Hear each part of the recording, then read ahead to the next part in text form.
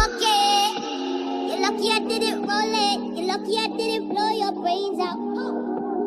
Fuck it. Remember back when I told ya that I'm a loca Colombia now. Fuck it. Roses and whiskey. I bet that you'll miss me, no doubt. Fuck it. You're lucky I didn't roll it. You're lucky I didn't blow your brains out. On Friday, the Samsung Galaxy S9 and S9 Plus went on sale worldwide.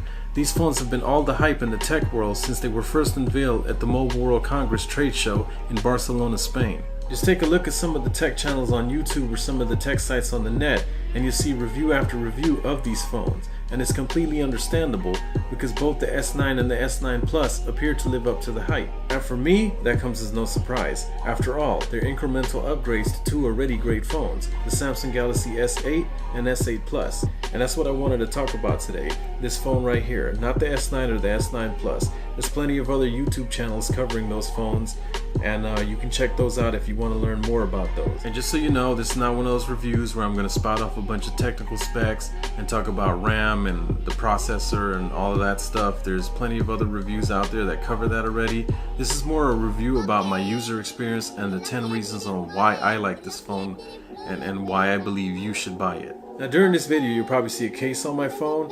In case you're wondering, it's the Spec Presidio grip. Prevents the phone from sliding around when you set it on the table, sofa, or from sliding out of your hand.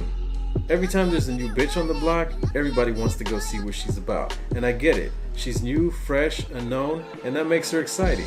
But I want to talk about my bottom bitch, my trusty old Galaxy S8, my go-to hoe. While everybody else is out there serenading these other bitches, I know the hype will die down in like the next few days, maybe a week, 2 weeks. But what's going to happen after a year? Like I've had this phone. Most people are going to start to move on to the next thing. What if you're like me and you don't want to move on to the next thing? You like what you have. And I do like what I have. This is a great fucking phone. As a matter of fact, it's the best phone I've ever had. And I've owned previous Galaxy phones. Not everyone just has a G to throw away every time a new phone hits the street. Some of us like what we have and we want our phone to last us as long as possible. I'm one of those people. I like new technology, but I also like things to last me for at least 2 to possibly 5 years. And I know in the mobile world that's probably crazy, but for me it's not. Now I'm sure you've already seen or heard that the main upgrades to the Galaxy S9 and S9 Plus are the f1.5 aperture, which is fucking crazy on a cell phone. I mean, that's a really low f-stop. But that doesn't mean the f1.7 on this camera is a slouch. As a matter of fact, this thing is a beast. And it's what led me to buy this phone. A year into owning this handset, and I'm still not looking to upgrade. Some of you might be in the market for a new phone. Perhaps you're upgrading from an older Galaxy. You can buy this phone right now for $600 unlocked at Amazon, T-Mobile, Best Buy. That's a steal. And you not only get the phone, you get these pair of really cool AKG earphones, as well as these dongles, which I'll talk about later in the video. These come in very handy, by the way. So for these reasons and the 10 I'm about to give you, I highly recommend you getting the Samsung Galaxy S8 over the S9 or the S9 Plus, or just about any other phone on the market. Yeah, I know, I'm chalking this bitch hard, but watch the rest of the video and you'll see why I highly recommend this phone. What makes the S8 one of my favorite smartphones ever are the little things. The first and obvious thing I love about this phone is the display. It's the Galaxy S8's main selling point and they totally ace it. They literally do take the screen to infinity and beyond. The large 5.8-inch curved screen is a joy to look at and is easy on the eyes. Surfing the web, reading text, watching YouTube, Hulu and Netflix are all a pleasant experience. Even though the screen is bigger, the S8 feels way lighter than other smaller phones, like my old Galaxy S5, thanks to the smaller bezel. The phone screen is very bright, even in direct sunlight, and I never have it set to maximum brightness. Same with the resolution. The S8 defaults to Full HD Plus resolution right out of the box, but it's easy to go higher or lower. Since the Galaxy S8's main feature and selling point is its beautiful Quad HD Plus Super AMOLED panel, you're probably wondering why the hell I would lower the resolution after spending over $700 on a phone. Simple. Battery life. As with any phone, it's the huge display that drains the power the fastest, so keeping the brightness and resolution down is the best way to eke out juice.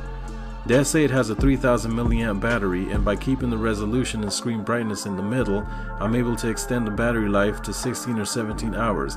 I have no problem making it through the day with moderate use. And to be quite honest, I can't see the difference between Quad HD and Full HD on the phone. Then again, I do wear glasses. I think it just depends on how you use the phone. The change may or may not be noticeable, but I believe for the majority of Galaxy S8 owners, the default FHD Plus will be just fine, providing good display quality and balanced battery life. Which brings me to the second thing I like about the phone. One-hand operation is a breeze. It's easy using the phone with one hand. Makes watching porn and rubbing one out a cinch. Next is Samsung's ecosystem and user experience. The S8 also offers some very nice small touches that come in very handy and make the user experience that much better and convenient. Stuff like arranging or deleting icons on the home screen is super simple. This might not be a big deal to some, but on other phones I've used, including previous Samsung phones, this has often been a headache for me, just to rearrange apps on the home screen. I love the always on display, which can show you the date, the time, the battery life, and if you have any notifications all at a glance. You can even add a little picture icon, and amazingly it doesn't eat up your battery that much. It actually doesn't take up much battery life at all. The fourth thing I love about the S8 is the sidebar, a tab you can pull out to access things like your most used apps and contacts, the weather and calendar. This edge screen panel hides a lot of functionality. A swipe left from the edge reveals an app's edge with instant access to a collection of user-defined apps. Another swipe reveals the people edge, where you can place quick access to 5 contacts. Yes, the police is one of my contacts. I live in South Central, don't ask.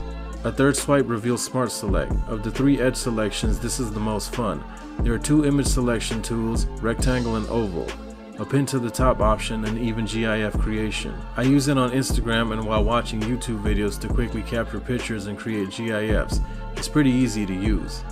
I also love the split screen mode, and the phone's letterbox screen makes this work all the more better. When I want to edit a photo, the built-in editing features make it super easy to do so. Speaking of photos, the fifth thing I love about this phone is its camera, both for stills and video. This thing is a beast, and it takes amazing pictures and videos. The 12 megapixel rear camera is a very good high-resolution camera with tremendous manual control, if you want it, but it works perfect in auto mode. The 8 megapixel selfie camera on the front is really good, not just for pictures but also for video vlogging. Plus the front cam also has autofocus, something other smartphones don't have.